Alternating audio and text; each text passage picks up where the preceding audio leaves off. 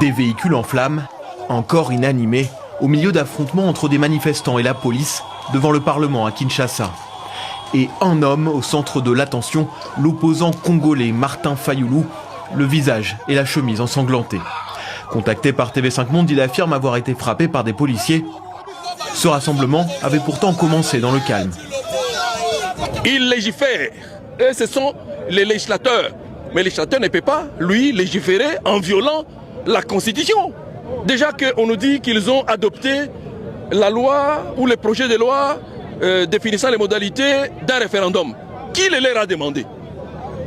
Qui le leur a demandé? Et donc le peuple est ici, il continue à arriver malgré les dispositifs que vous voyez. Le peuple est déterminé.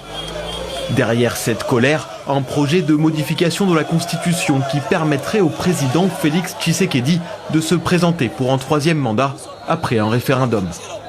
Je n'ai pas sollicité de troisième mandat, mais je vous le dis, si le peuple veut que j'ai un troisième mandat, j'accepterai.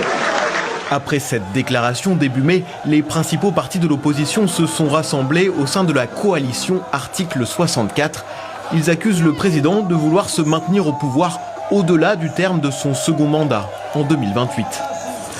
Le 9 juin dernier, l'Assemblée nationale a adopté une proposition de loi sur l'organisation d'un référendum. Une opération ville morte avait déjà été organisée avant cette journée de vendredi, la plus violente.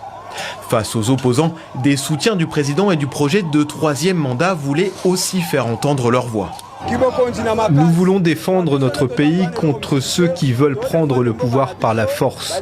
Voilà pourquoi nous sommes descendus dans la rue pour nous opposer à eux.